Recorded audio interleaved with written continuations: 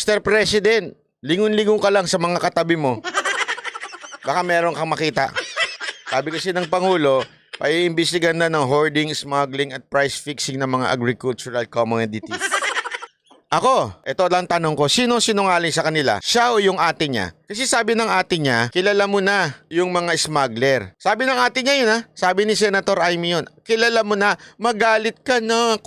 Ading, magalit ka na kasi kilala mo na yung mga smuggler. Gumaganang-ganyan pa yung si Senator Amy na yun. Tapos ngayon, biglang pa iimbestigan. So para mo sinasabi, sinungaling yung kapatid mo. Bigla mo na iimbestigan kasi di mo kilala eh. So sino sinungaling sa inyong dalawa? Ako nagtatanong lang ha, sino sa inyong dalawa ang sinungaling? Senator Amy o ikaw PBBM? Sino sa inyong dalawa? Basta ako may payo lang ako, simpleng-simple. Kung gusto mong lumigaya, magmahal ka ng... Kung gusto mong malaman ang mga katotohanan, lingon-lingon lang, marami dyan sa tabi-tabi. Yung isa nga nakabuntot sa'yo palagi eh. Ganyan-ganyan ka lang oh. Totoo ba yun? Totoo ba yun? Isipin mo pagka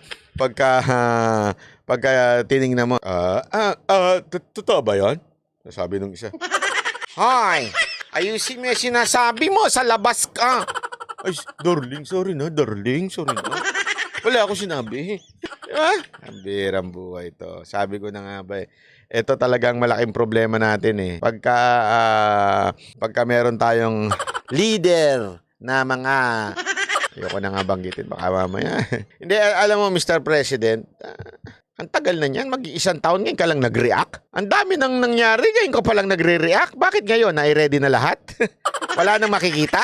Then, alam mo na, yan talaga naisip ko kagad eh. Ang tagal na eh, no? Ang tagal nang nananawagan ng taong bayan, kahit mga kongresista, mga senador, nagwawarla na pagdating sa sibuyas, sa mga hoarding, sa mga smuggling. Inabot ka ng isang taon bago mag-react. Ano yun?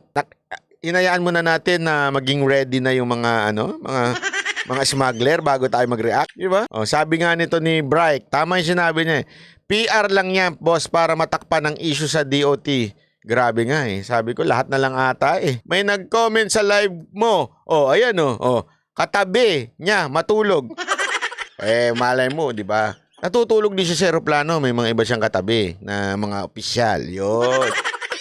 Pero alam mo, eto lang. Eto tanong ko lang naman to ha. Doon sa nag-comment dyan na katabi niya, baka katabi niya yung smuggler. Ang tanong dyan, sino ba katabi niya? Kung pwede ko lang patugtugin sana dito yung Careless Whisper. Ipakita mo.